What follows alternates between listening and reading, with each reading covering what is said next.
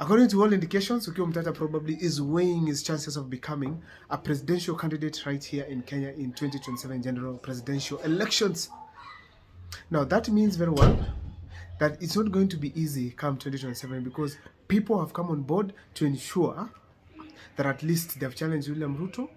Also, they have also met the expectations of Kenyans where we need people who respect the rule of law.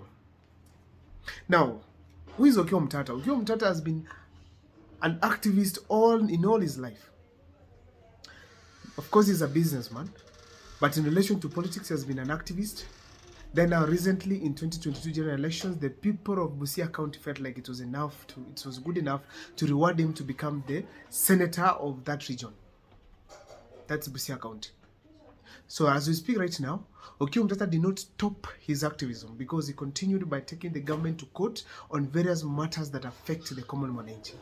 So therefore, we can all say that Okiya Omtata has been dubbed the watchman of the people of Kenya, or just the fighter for the common mwananchi. Now, Okiya Omtata has remained in the limelight ever since he joined the senatorial seat and has been fighting for the Kenyans, and we have all to accept that.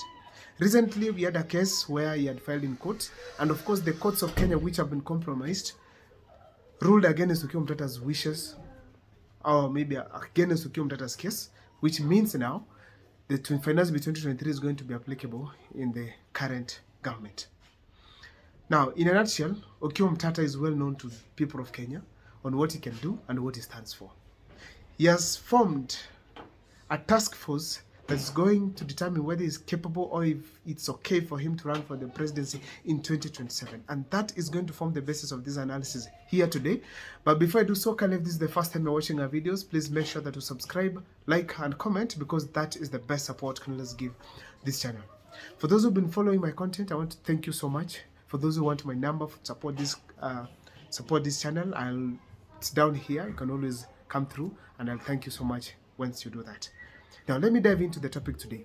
Now, Okiya Omtata has formed the task force, meaning is going probably, and this task force, we all know it cannot bring a negative result that, no, Okiya Omtata cannot, no. It's because, the reason why I'm saying so, it's because Okiya Omtata, he has the potential based on his knowledge on how government runs, based on his ideologies that Kenyans want. If you look at Okiya Omtata and look at the problems that we have in William Ruto's government, Okiya Omtata is a likely person to fix these problems. What do I mean by that? Okiya Omtata stands for the rule of law, respect for the rule of law. If he does not change upon becoming the president of this country, Okiya Omtata probably is going to be among the people who can fight corruption in this country, among the people who will fix the country, and maybe Kibaki in our moment, or Kijana Wamalwa in our moment. So therefore, Okiya Omtata is somebody who can be accepted to the people of Kenya if he gets proper machinery, proper campaigns, and proper mobilization within the country. Therefore, we cannot rule out that Okiya Omtata is not capable of running for president in this country. That one will be a lie to anybody who wants to oppose him or to anyone who is an enemy of Okiya Omtata. You cannot rule out Okiya Omtata from vying for president in this country. Now, therefore, what does Okiya Omtata's declaration of his candidature in 2027 affect the political terrain of the country? The person who will be affected most is William Ruto and Raila Amolo Odinga. Why am I saying so? The moment William Ruto dumped the Mount Kenya region, dumped Gachagua, impeached him against the wishes of Mount Kenya, he made himself vulnerable, shifting his help to Raila Amolo Odinga. And one of the regions that Raila Amolo Odinga used to control most is the Western region.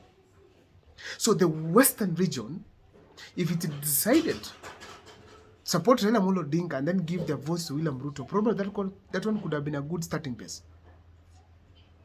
Raila Amolo Odinga has been controlling the Western region for ages now.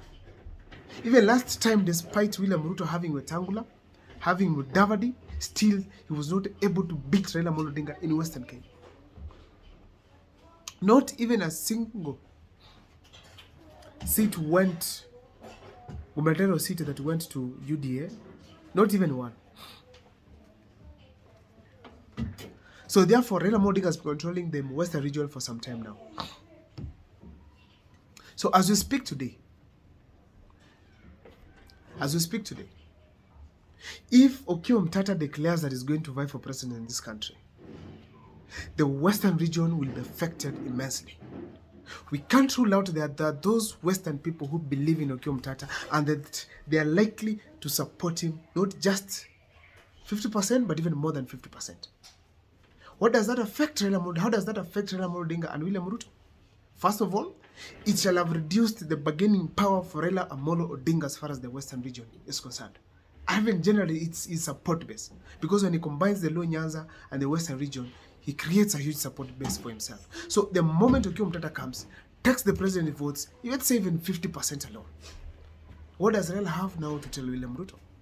What does William Ruto have on board to help him win the presidency? So that is very clear that if Okiya Omtata becomes a presidential candidate in 2027 and hits the presidency, that means Raila Amolo Odinga and William Ruto's support base shall have declined significantly. Why am I saying so? If Mount Kenya will not shift again and support William Ruto, and Okiya Omtata becomes a presidential candidate, it's done. However, it is not only Mount Kenya region that Okiya Omtata will affect. Western region. Okiya Omtata will also affect the rest of the country because according to all indications that we are seeing from Okiya Omtata, he's going to pick a presidential deputy president, a running mate from the youths. And if you look at the youths of this country, the association with Okiya Omtata is huge. Okiya Omtata is 100% the person the youths of this country want in the presidency. So the moment Okiya Omtata comes in, picks a popular youth from the people of Kenya, so let's say Warara Kibaso, let's say someone from the central region, let's say someone from the coast, or even a Muslim, that means the dynamics of the political change in the country have changed completely, and there's nobody who is going to gain 50 plus 1%. Nobody. Because if Okiya Omtata takes the youths of this country, let's say even 50% of the youths, these are people having more than 20 million votes registered, kept. That means now Okiya Omtata has really changed the terrain of the political terrain of this country. Now we have Matiang'i coming on board. Matiang'i, he will go for the central region, but we have to remember that the youths of this country are not fully behind Matiang'i. They are yet to be there. Probably Matiang'i must do something that is going to make them comfortable. And probably if he makes something comfortable for them, they are going to support him because he is a performer. So therefore, Okiya Omtata, for William Ruto and Raila Amolo Odinga to succeed or even to remain relevant in this country, Okiya Omtata must be stopped. And if they can't stop him, they're done. They're done. I don't know what's your take. That's my take. Kindly, if this is the first time you're watching our videos, please make sure that you subscribe, like, and comment because that is the best support can let's give this channel. For those who've been watching, following, I want to thank you so much because the support I'm getting here, it's really immense. We're heading to 3,000 subscribers. Please join me in that journey. We are just less by 500. Please join me. Thank you so much. See you next time.